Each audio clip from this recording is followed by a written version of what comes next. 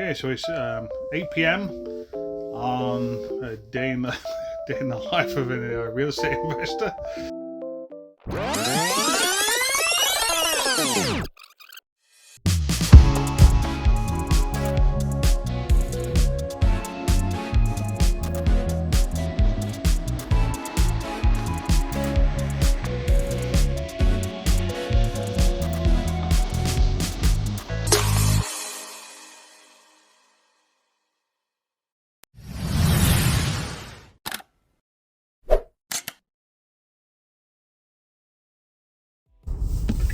Well, good morning.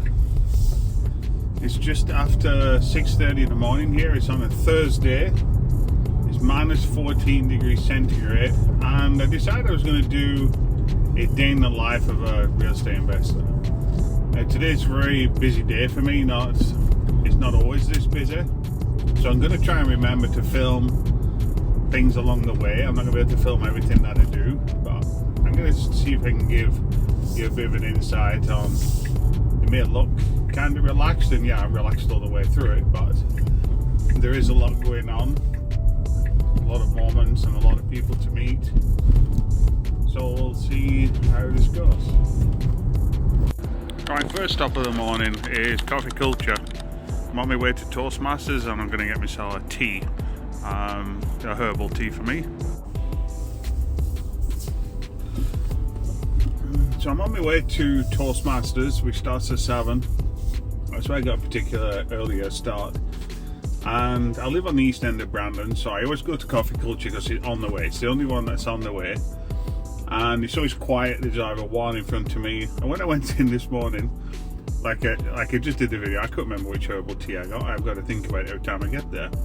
So I go to the counter, and the guy that's always there every Thursday morning, he is behind the counter and he's busy doing something, so I'm waiting patiently. There's nobody else around. He comes to the counter with a tea. I said, "Is that ginger and lemon?" He said, "Yeah, that's your tea." So how marvelous is that when you got someone there who takes the dedication and time to learn what you're drinking because you're a regular there, and he makes you the same one. It's just brilliant. You need more people working like that in your business for sure. So that's a good shout out for the staff and the people who work at Coffee Culture. Now I'm going on to Toastmasters, and I'd be interested to know what the word of the day is today. So Toastmasters is a great place to learn about public speaking, which is really going to help me with the upcoming networking event that we're going to do. It helps you with not so many ums like that and that one. You really notice them when you go into places like Toastmasters. It helps you develop talking on the spot, being able to be throwing questions at you and be able to think and answer politely, straight from the mind, which I seem to be struggling with this morning due to me being a little bit tired from last night's late night travelling. And they also help develop leaders. You get your motivational courses, pathways they call it, where you can really develop motivational about listening, because you've got to listen to what people say so you can answer them correctly as well, and using words in the English language to really help you develop your leadership skills. So if you have got a Toastmasters, I would recommend that you go along. We have a great laugh every Thursday morning. So I'm just turning into Bailin Industries, which do a lot of sheet metal and fabrication, and they're generous enough to allow us to use their boardroom so we can hold our Toastmaster meeting.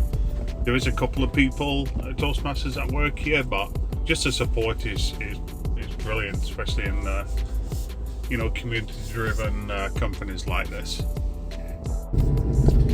Well, that's a wrap for Toastmasters this week. I'm going back to the same coffee shop I was at earlier to have a coffee meeting with someone. Talking about real estate. I'm helping out, giving a bit of advice.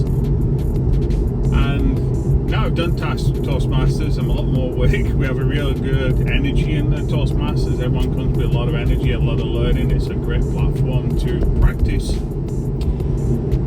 get some feedback, and you know, it's a safe environment to do that, so I recommend people go to Toastmasters. And so I'm off to the next meeting, and you can see the sun's up now. It's a beautiful day. It's blue skies, so let's see, it gets a little warmer. So that was my 8:30 in the morning appointment done. We just had a nice coffee and a chat, talking real estate, investments, and now it's just, what is it, 9:30. I'm on my way to the gym. I'm a little bit later today, just because I had to move things around a little. Before I go into the gym, I always work through my goals. I have it wrote down on my phone. I go through list of goals, and then I do some manifestation about what do I want and where do I going, where am I going, and how am I going to get there. I just visualize it. Then I get a nice calm peace before going into the gym. I'm going to do my workout, and then I'm going to be going on the treadmill, mainly because it's winter and it's not very nice walking outside, so I'll be going on the treadmill. While I'm on the treadmill, I can also do some work. I can answer my messages, social media posts. I can do that as well, so I'm getting my daily exercise in, and I'm still working on my business. I'm trying to make as much use or best use of my time as possible, because that's crucial. You want to get a lot of stuff done, and you don't want to be overwhelmed. And then when I come out of the gym, I feel all relaxed and good to go to see what the next thing is on the agenda.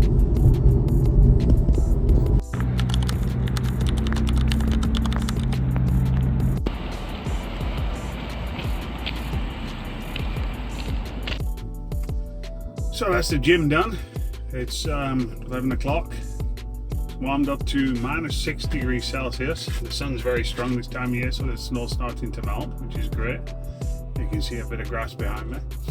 I'm having my breakfast part 2, which is another protein shake. I usually have 2 protein shakes.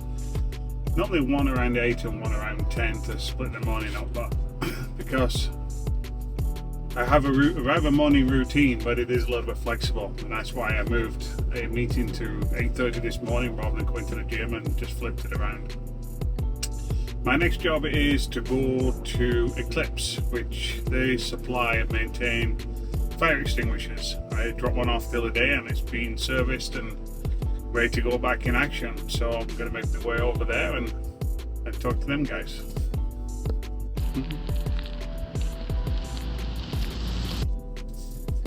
So, what did I do at the gym? Well, I was working on bike, and then I was on the treadmill getting my steps in. My goal is to get 10,000 steps a day. I've got up to about 8, so I'll easily do that today. I like to get a big chunk in the morning, then it doesn't matter what goes in for the rest of the day. I can easily hit that target and excel the target. That's always the plan. And while I'm on the treadmill, I shared social media posts. I always post in a couple of groups every day, and LinkedIn, Facebook and Instagram. It's been pretty easy today because my social media manager, who I'm usually in talks with while I'm there as well, messaging, she has shared a post for a networking event that we have coming up on April 24th here in Brandon. So that's an easy post. I can share that and get the event out so people can grab a free ticket. And then she shared the posts that are scheduled for next week. So there's 5 posts, and I just had to quickly review them and give the okay. And then I could see in the email, which I haven't read yet, but she sent back the revision of an ebook that I've been working on that I'm going to be giving away as well. So I drafted it all out, and then she's putting the graphics in and making it look like a nice ebook as well. So that's kind of the work that I've been doing while I'm getting my steps in on the treadmill. So there's a new fire extinguisher back in its place. I can put the spare one that we had there while this one's being serviced. It gives me a good opportunity to have a walk around and notice that this washing machine still has an add order sign on it. So we'll be having our team meeting, I think tomorrow, or we can message and find out why is it still not been repaired when it's a simple fix. We're actually looking for the key for that special key. It just needs the slider adjusting, and it'll be good to go again.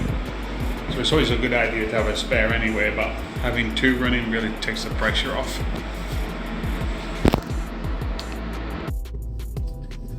Well, now that the fire extinguisher is back in its place and I did a walkthrough of the building. I always do a walkthrough when you're going busy to do something simple. It's a great idea to do. It gives you an idea of how well things have been maintained and things clean. It's always something to pick up, something of garbage. I just picked up a couple of pieces of paper from some mail. You know, some people will just walk around past the other people and pick it up, but you usually find that it's you picking it up. So pick it up, keep it clean. Doesn't matter when your cleaners come in, whether they come in that afternoon or next week, or they've just been there yesterday, you'll always find something. So I just pick it up, I just put it in the laundry garbage can so it can get cleaned out next time with a lint. I just checked on an apartment that is going to be occupied in a couple of days, so I just wanted another final walkthrough. I've done it before, but I just wanted to check and make sure the heating's turned down so it's not too hot. You know, you want to just keep it at a steady temperature, not too cold neither. You don't want any pipes freezing, but just maintaining it. Make sure there's no water leaks. You know, things can go wrong, especially if it's nobody occupied. You'll never know if there's a drip coming from the unit above, so it's always good to do a check.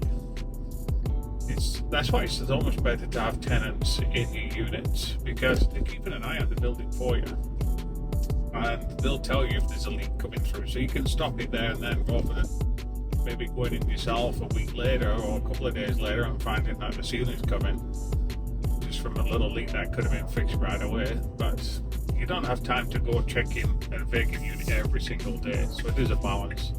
So it's better to have a good working relationship with your tenants and let them do the maintenance for you, or let you know when there's maintenance, and then you can get your contractor, or if you're doing it yourself, then you can go around and do it. So now I've done all that, it's time to run home, grab some lunch, work in the office, because it's a home office, more of an office than a home, kind of sleep in his office. Just the way we are at the moment. We're selling our house last year and we haven't found anywhere that we want to move to just yet, and we're looking for an office as well, trying as we expand get a better office. So gotta go back, check my messages, check my emails and answer a few emails, and then I know I'm good from lunchtime on, because I have a busy afternoon. So I've had light lunch. I've still got some of it left. I've got a protein bar and a drink to have, probably in another hour. Just keep me going. To deal with messages, find out that there's no heat on one of the top floors of a building, so the plumber's going to go over and take a look this afternoon.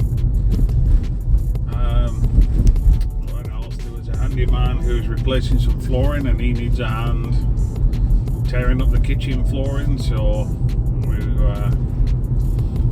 sent him a contact to see if we can get a hand there and give him a ripping that out this afternoon. Then we got a commercial tenant who's leaving, and they needed a hand putting the plastic back in the sign, and I told them which companies they can call, so that's all good. And got my information downloaded for tonight's coaching call. And now for the main event, my 1 o'clock meeting is to write an offer. So I'm going to the 21 Westman Realty office here in Brandon with an agent. This is a exclusive listing, which means that the realtor has it to themselves and they can offer it to people they know, and I'm known to be able to close in these multifamily deals, so this 40 unit is ideal in our criteria. We've already been negotiating price and some terms, so now it's time to put it down on paper and see if those are acceptable for the sellers, because although you discuss it verbally, backwards and forwards, maybe a few text messages, through the realtor, of course, who's acting on both sides, it's not until it's actually down on paper where it becomes real. And once they've signed that offer, they've already sold it in their mind and they're willing to work with you. But up until that point, even if you've mentioned a few things, they may have understood it a little bit different than how you intended, and once they see it laid out, that can change things as well. So it could still be, you know, maybe a counter offer, which a counter offer is not always about the price. Most of the time it's about the terms, because negotiating the price before you even write is the easiest thing. How much are we willing to pay and how much are they willing to accept? And it's just meeting in the middle, so everybody wins. You want to get it at a fair price, and you don't want to feel like you've cheated the seller, and they want to feel like they've got what they wanted out of it and move on. So that part's interesting, but it's usually the terms, you know, when's possession day, how much due diligence do we need, and things like that. A lot of times people don't understand. There you go, it's my car telling me this traffic stopped in front. People don't usually realise with commercial that it can sometimes take a little bit longer to get due diligence done. You know, we have to get environmental reports, we have to get appraisals done.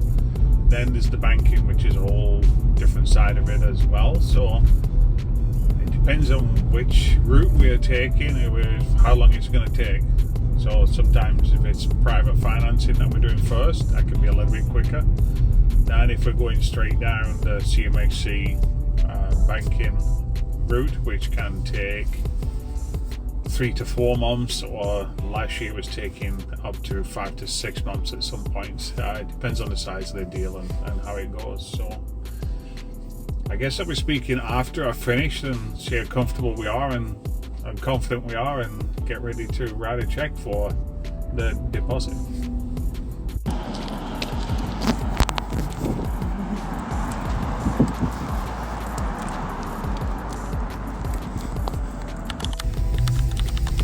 Okay, so I'm all finished at Century 21, got an off-road road up, ready to present for the unit. And now I got couple of minutes to get to my next appointment, which is another coffee meeting to talk to someone about, hopefully he's going to retire and sell me his 80 unit portfolio, which is a bunch of multifamily and single family. Now we currently don't have any single family, so it will be interesting to use some of the techniques we've used on the multifamily to help purchase it as a package. And we'll have a diversity on this portfolio as well, because currently we get asked for some family housing, you know, for people that who need more than 2 bedrooms. All our units are either 1 or 2 bedrooms, so it'll be interesting if we can get some properties as well with 3 bedrooms that we'll be able to take care of some families that come in and looking for property. So we're interested to talk some more and see where that leads. So I've just finished that meeting with someone who is happy to agree to sell me his portfolio, which is great because we've been in talks for a month or so now. So now I have a list of properties, and then we're going to start going over due diligence. You can set rent rolls and I can go through the properties and take a look. You know, he has a price he wants, so we're going to see if I can give him that price, because that's what I'm interested in. Give the seller what they want, as long as we can make it worth what we want, because real estate is a futures game. It's always about what it's going to make. We have to make money on the buy, but this is rental, it's all long term. So a lot of property involved. I have to do some creative planning to how we're going to group these together to fund them, and I'm looking forward to the challenge. I think it's going to be really good. I'm exhausted. It's 4 o'clock now. I got to go back to the office. I got a bunch of messages on my phone to catch up on and emails, and then I got to have some supper and get ready for a coaching call that I'm doing. I'm training tonight. That'll be at 6 o'clock. So it's 10 to 6, or quarter to 6, 10 to 6, so I'm getting ready to do some student teaching tonight. We're running and talking about analysing deals. So I'm going to be tied up with that for the next 2 hours, because we do questions answered after the module. Okay, so it's 8 p.m. on a day in the life of a real estate investor. Probably a bit longer than what you expected. It's what, I don't know, 14 hours or something like that. Not every day is like this, but I've just finished coaching the students. We went over some terms of net operating income and analysing multifamily properties or single family rental properties or buy and flips. So then answering questions. So it's been a great coaching session. I'm very excited. I love giving back and answering the questions, and they're all enthusiastic to get learning. Look forward to seeing some great things come from these guys and girl. Yeah, it's really good. So I'm a bit tired now, obviously, after a long day.